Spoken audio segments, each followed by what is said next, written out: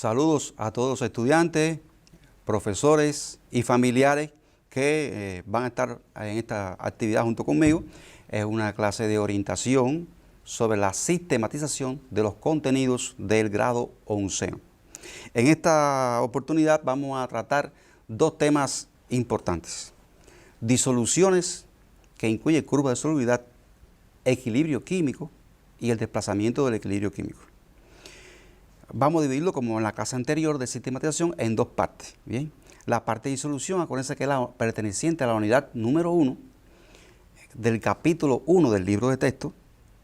Y entonces, en esta primera epígrafe de la unidad de disoluciones, tenemos algo a donde dirigir primero la atención a la hora de ejercitar, a la hora de repasar, a la hora de revisar los contenidos que dimos al principio del grado.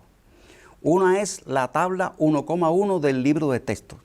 En esa tabla hay una primera clasificación de los sistemas dispersos, donde se establecen las diferencias correspondientes y que usted puede revisar y estudiar sin ningún tipo. De esa clasificación vamos a dirigirla a un tipo de sistema disperso que se llaman disoluciones. Específicamente vamos a hablar de disoluciones acuosas, y con mucho énfasis de esas disoluciones acuosas vamos a hablar cuando estamos en presencia de una disolución acuosa formada por un soluto de un compuesto iónico y agua, donde los dos tienen igual naturaleza química. Esa célebre frase de los alquimistas: semejante disuelve lo semejante. Precisamente ahí le vamos a dar el énfasis en esta parte de disoluciones, que incluye cómo se prepara una disolución, qué factores influyen en la velocidad del proceso de disolución, qué modelos me permiten a mí interpretar cómo varía la solubilidad con la temperatura. Bien, como ustedes conocen, es un tema importante. Precisamente los primeros trabajos de control parcial realizados en el curso dirigieron su atención bastante hacia ese contenido. Por lo tanto, ustedes lo dominan por haber estudiado de forma sistemática en las clases de ejercicio, en las consolidaciones, etc. Pero vamos a abordarlo porque ya ha pasado un tiempecito y es posible que no se recuerden. Voy a tomar los principales aspectos donde ustedes han tenido errores en los trabajos de control, donde más problemas traen en la sistemática para poder comprender con solidez un conocimiento.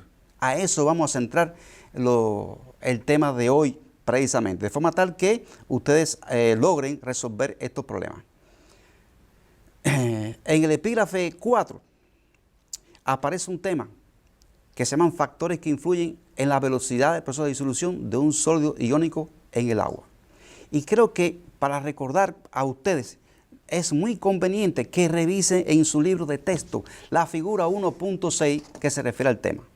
Apenas vean ustedes esa figura, van a recordar cuáles son los factores, porque vienen esquematizados ahí. E incluso me atrevería a asegurar que son capaces de argumentar que ese es uno de los objetivos. ¿Cuáles son los factores que influyen en la velocidad del proceso de disolución? Por lo tanto, creo que ese epígrafe le va a ayudar a mantenerse fresco el conocimiento, teniendo en cuenta que ustedes han de haber realizado al menos una demostración o un experimento de clase o una práctica de laboratorio sobre el tema. Bien, hay también otros temas que debemos estudiar como parte de esta sistematización. Estamos orientando que usted debe estudiar los conceptos básicos que aparecen en el libro de texto. ¿Cuáles son esos conceptos básicos que se preguntan tanto en las evaluaciones? Disolución saturada, disolución no saturada, coeficiente de solubilidad, que todos aparecen en el epígrafe 5. ¿Está bien? Esa primera parte de disoluciones saturadas y no saturadas, entenderla es clásico. Existen unos recuadros en el libro que usted puede ir allí y resolver el problema. Vamos a dar una definición. La definición del concepto de disolución saturada: aquella disolución que no admite más soluto disuelto a una temperatura dada. Es decir, que depende de la temperatura. Bien, a cada temperatura va a haber una masa máxima que se puede disolver. Por encima de esa cantidad ya no se puede disolver. Bien, y la disolución queda saturada cuando ya tiene el máximo que se puede. Ese valor que da la masa máxima se le llama coeficiente de solubilidad. Y aquí lo definimos como la cantidad de soluto anhidro que está disuelto en 100 gramos de agua a una temperatura dada. Y generalmente le damos a la letra S mayúscula. Bien, aclaro que existen muchas definiciones de solubilidad, desde el punto de vista cuantitativo y desde el punto de vista cualitativo. Nosotros, para nuestro estudio del grado, estamos tomando este concepto de solubilidad como el más importante para nosotros y para desarrollar el contenido. ¿Bien? Ok.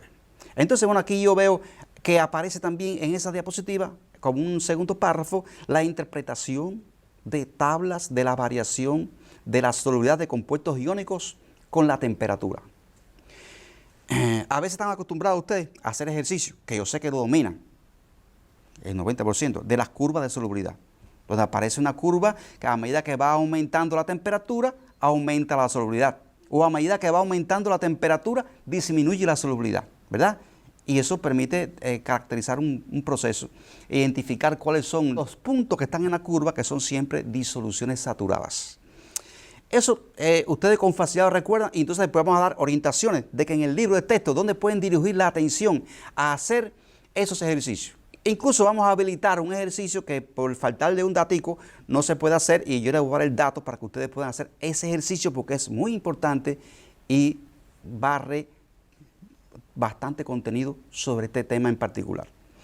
Pero vamos primero a hablar de la interpretación de tablas de la variación de la solubilidad, que no es lo mismo que curva. Tabla es una cosa y curva es otra. ¿Qué es una tabla? Una tabla es una recogida de datos experimentales. Bien, es una tabulación de datos experimentales. Es decir, yo tengo un soluto y voy viendo a qué temperatura yo puedo obtener la masa máxima que se puede disolver. Y lo voy tabulando. Y hago una relación entre entre la solubilidad máxima, o sea, la masa máxima que se disuelve, y la temperatura, donde la variable independiente es la temperatura. Así que la solubilidad cambia por cambio de temperatura, y no al revés, por supuesto, ¿no? Ajá. Entonces, vamos a ver una tabla, ¿y para qué nos sirve la tabla? Recomendamos que el estudio de los recuadros que aparecen en el libro de texto, luego, ¿sabes eso del libro de texto? Siguientes. O sea, yo voy a hablar, que me permite, voy a pasar de nuevo hacia atrás la diapositiva. Fíjense que hay interpretación de tablas, pero también hay interpretación de ¿qué? De curva de solubilidad. Cuando empiece a ver estos temas, voy a empezar por las tablas primero y después voy a la curva de solubilidad. ¿Ok? Bien. Ahora, recomendamos en este momento el estudio de los contenidos de los recuadros que aparecen en el libro de texto. Luego, realizar los ejercicios del texto siguientes. Y ahí aparece la tabla de solubilidad, ya con un ejercicio. Por ejemplo, aquí muestro que ese es un fragmento de la tabla de solubilidad que se encuentra en el libro bien, de texto de ustedes. Dice, ejemplo de interpretación de la tabla de solubilidad contra temperatura. Aquí tenemos un ejemplo de una sustancia. La sustancia que yo escogí, realmente no la puse ahí, pero para que lo sepan, es el nitrato de potasio. Y ahí puse las solubilidades en valores redondos, ¿sí? Redondeados, 13, 21, 32, 45, 64 y 86. A diferentes temperaturas, 0, 10, 20, 30, 40 y 50. Pongo una nota que siempre es válida. Ese, como dije ahorita, es el coeficiente de solubilidad para cada temperatura. ¿Qué quiere decir el 13?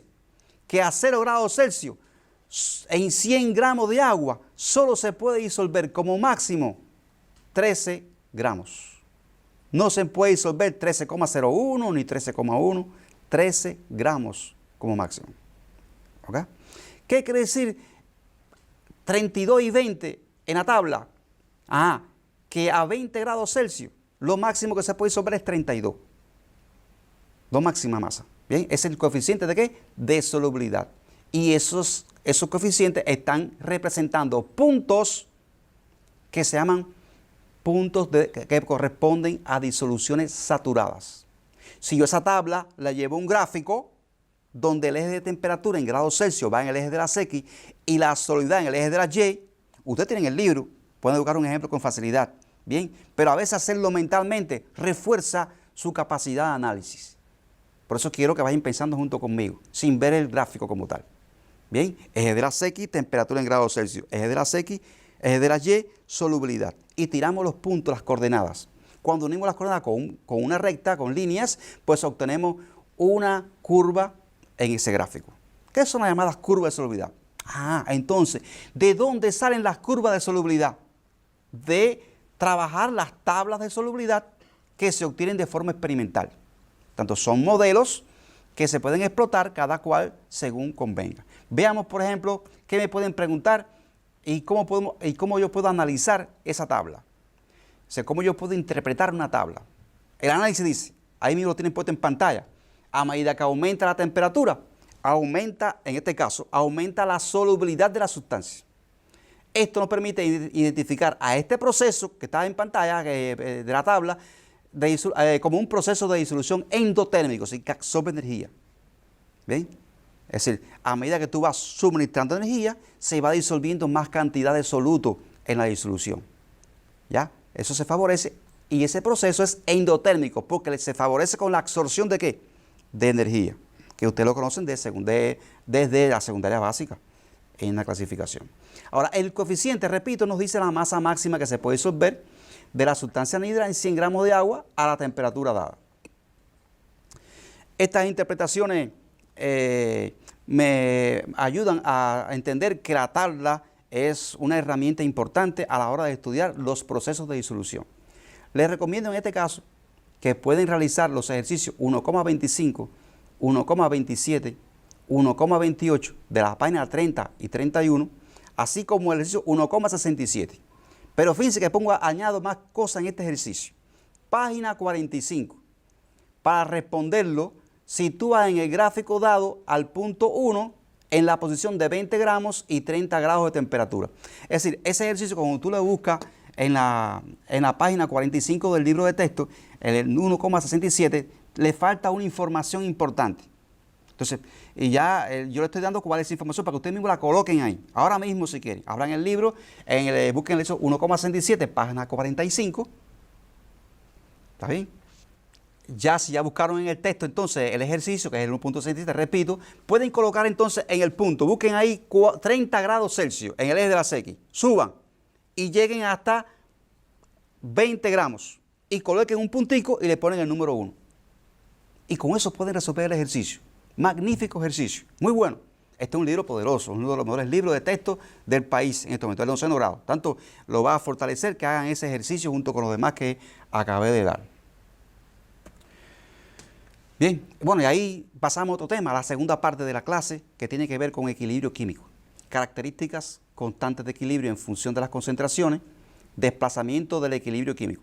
Un tema que no es difícil de asimilar, ustedes dominan bastante para el caso. Vamos a recordar cuáles son las características del estado de equilibrio, que a veces se confunden. Bien, hay dos características fundamentales del equilibrio químico. Una es la naturaleza dinámica del equilibrio. Ambos procesos, directo e inverso, ocurren a igual velocidad. Otra característica, las concentraciones de las sustancias que coexisten en el equilibrio son constantes. Esas son las dos características del equilibrio químico. ¿Bien?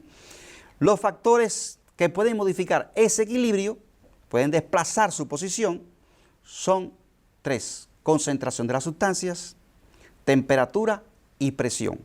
Hay un principio que regula este desplazamiento que ustedes conocen, que es el principio de Le Chatelier-Brown, al cual haremos referencia ahorita. Vamos a hacer un ejemplo. O sea, este tema, como ya es conocido, también fue evaluado en la primera parte del curso. Bien, vamos a ver un ejemplo sobre el tema. Dice, dado el siguiente sistema en equilibrio, responda. Y ahí viene una ecuación química y da una información diferente a como se da generalmente.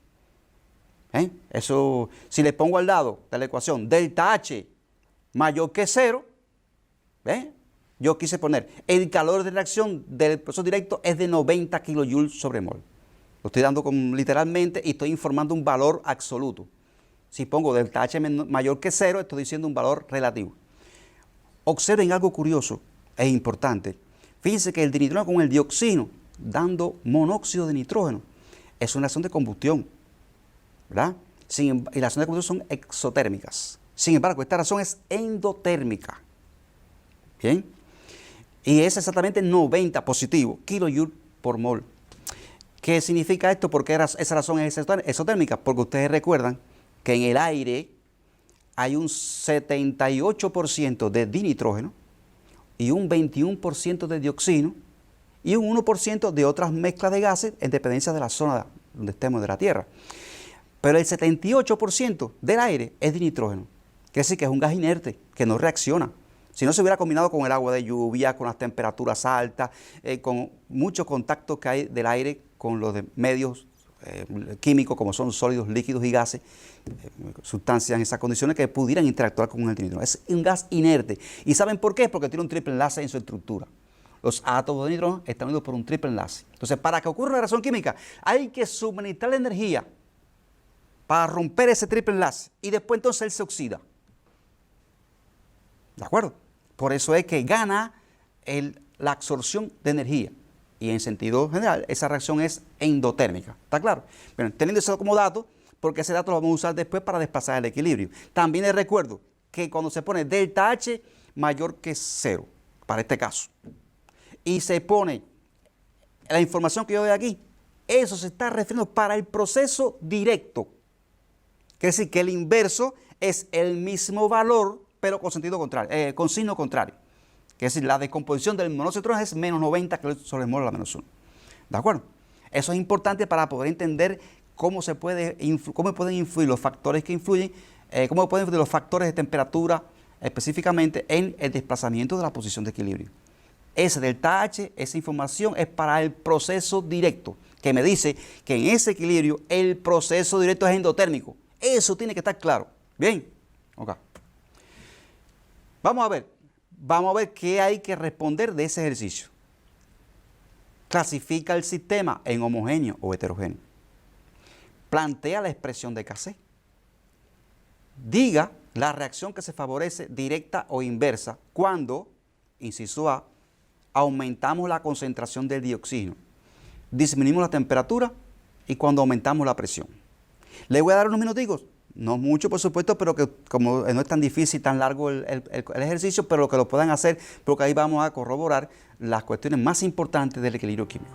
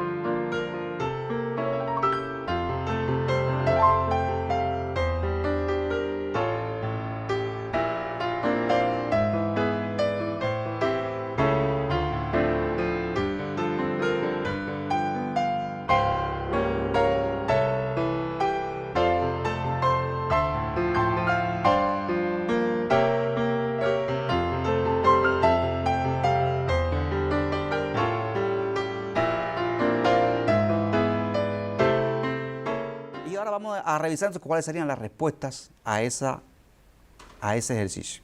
Respuesta. Sistema homogéneo. ¿Por qué un sistema homogéneo? Porque todas las sustancias están en estado gaseoso. Hay una sola fase. Cuando un sistema está en una sola fase, es ópticamente homogéneo a simple vista, el sistema es homogéneo. Así yo tengo agua y piedras mezcladas en un vaso, el sistema es heterogéneo, porque puedo distinguir el agua y la piedra. ¿Ok? Pero en este caso estamos hablando de un sistema que todo el mundo es gas y los gases ahí están mezclados y dan una sola fase. También tenemos aquí la expresión de Cassé, como ustedes pueden ver, que ustedes la dominan. Muchas veces los estudiantes que subestiman el estudio se equivocan con la expresión de Cassé. ¿Qué problema se pregunta? Bien, es una expresión que establece una relación entre la concentración de los productos elevado a sus respectivos coeficientes, o sea, el producto de esos productos sobre la concentración de los reaccionantes elevado a su respectivo coeficiente. Ese 2 que aparece ahí en la concentración de monóxido de nitrógeno se refiere al 2 como coeficiente estequiométrico en la ecuación que di al principio. Y algo importante, signo de multiplicación. Cuando hay más de un reaccionante o de un producto, en esa expresión se pone signo, es una multiplicación de las concentraciones y no una suma. Bien, la suma es en la ecuación química, que es una multiplicación. Eso es un error muy común en los estudiantes y son capaces de presentarlo si no estudian con claridad. Lo otro es los factores que influyen en la velocidad de reacción. El inciso A, directa, la B, inversa. Bien, al texto, duda, usted va al texto. Están explicados, incluso en recuadro. ¿Sí? Y le vamos a dar bastante ejercicio para que ustedes hagan. Y fue evaluado incluso ya. Tanto hay que salir bien en ese tema. No puede haber fallo en ese tema en preguntas que puedan salir posteriormente. Y eso se dice, no se desplaza. Es decir, el cambio de presión que te pedían no desplaza el equilibrio.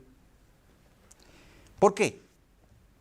¿Quién me lo dice? Bueno, no pueden levantarme la mano, ¿verdad? Por supuesto, si la levantan yo no lo veo. Pero me imagino que muchos levantarán la mano y puedan responder bien a la pregunta, ¿verdad? Exactamente. No se desplaza el equilibrio porque la cantidad de sustancia en reaccionantes y los productos es la misma para los gases. ¿Verdad? Entonces, ahí yo creo que estamos de acuerdo en que es un buen ejercicio, sencillo, pero que barre bastante cosas. ¿Bien? ¿Dónde tiene que profundizar? En los por qué. En los por qué. Los ejercicios del libro de texto que están en la página 71 y 72, 2.13, 2.14, 2.15, 2.16, lo pueden realizar. Junto con lo que están en la parte de resúmenes y que aparecen en el 536, 538 y 539. También aparecen en la página 78, el 230, cópienlo porque para que lo puedan hacer en un orden, 231 y 232. ¿Qué nos vamos a enfrentar aquí? Bueno, pues nos vamos a enfrentar a curva de solubilidad, a tabla de solubilidad. Nos vamos a enfrentar quizás a algún inciso que tenga que ver con cálculos en disoluciones. Pero ese es un tema que vamos a abordar posteriormente. Es decir, los cálculos de disolución, de concentraciones de las disoluciones y los cálculos de la composición de las disoluciones, lo vamos a abordar en otro tema con más calma, ¿ok? Para hacer los ejercicios que pertinentes, etc. Aquí estamos en la parte del desarrollo de los modelos, como son los gráficos y las tablas. Y estamos en la parte del análisis de las características y las condiciones para alcanzar el equilibrio químico. Yo voy a hacer un paréntesis aquí, porque siempre me queda que debo de aclararlo, porque sé que se confunden. ¿Qué diferencia hay entre las condiciones del equilibrio químico para alcanzar el equilibrio químico y las características? Yo me basé ahorita en lo principal. Cuando yo alcance un equilibrio químico es porque mi velocidad directa e inversa son iguales. Hay naturaleza dinámica, no hay cambios microscópicos. Perdón, disculpen, no hay cambios macroscópicos, pero sí hay cambios microscópicos, ¿ok? A nivel atómico molecular están ocurriendo las dos reacciones, lo que igual velocidad. ¿De acuerdo? Sin embargo, las condiciones para alcanzar el equilibrio químico que a veces se subestiman son tres: sistema reversible, sistema cerrado y temperatura constante y uniforme. Es muy difícil establecer, una reacción química que se alcance un equilibrio, que involucre gases en un sistema que el gas puede escapar al exterior. ¿Ya? Es decir, el tema tiene que estar cerrado. ¿Sí? Un sistema cerrado es aquel sistema no tiene que estar tapado. Lo que significa cerrado es que no puede escaparse masa al exterior. Bien. Porque puede haber un líquido y un sólido reaccionando, y el líquido ese, si no es volátil, no se escapa al medio en esas condiciones, el sistema está cerrado aunque esté destapado el recipiente. Sí, no es lo mismo tapado que cerrado en la ciencia. Bien, que el sistema cerrado en la ciencia, ¿de acuerdo? Bien. Yo le voy a hacer énfasis en algo que siempre no me voy a cansar de repetir. Uno es, estudio primero el epígrafe, unidad. Voy a los recuadros. Voy a los ejercicios que me han dado aquí. Bien. Voy entonces a ver mi tarea integradora. ¿Hasta qué punto hay relación con lo que me dan con mi tarea integradora? Aquí lo dice. Estos contenidos están relacionados con los ejercicios 1 y 2 de la tarea integradora. Yo pienso entonces que ustedes pueden alcanzar ahí un nivel de independiente, de trabajo, como nunca antes se había visto en la actividad. Por último, aquí tenemos ya, entonces, como siempre decimos, los recursos, bien, de la tecnología del país, bien, que va cada vez perfeccionándose. Ya hay profesores que pueden entrar en contacto directo con ustedes, aclarar la duda en particular a cada persona en este país. Eso es un privilegio de este país, bien, y tenemos que aprovecharlo al máximo. Máximo ahora que tenemos la necesidad de que usted permanezca en casa, de que usted mantenga las medidas en su casa, tanto individuales como colectivas de su casa, influya en lo positivo. Bien, para poder salir airoso de esta batalla contra el virus que nos tiene en estos momentos en acción para tratar de contrarrestarlo. Bien, entonces esperamos que ustedes sigan estudiando de forma objetiva, que interactúen con esos profesores, que vayan incluso a Cuba Educa, que hay evaluadores, hay un sistema de ejercicio que se califica, te da la nota, bien, incluso ejercicios importantes que son recogidos de trabajo de control, de exámenes finales de cursos anteriores, que sin ninguna duda va a ser la mejor herramienta posible, óptima, de calidad, para que su estudio sea eficiente. Muchas gracias y lo espero entonces el próximo encuentro.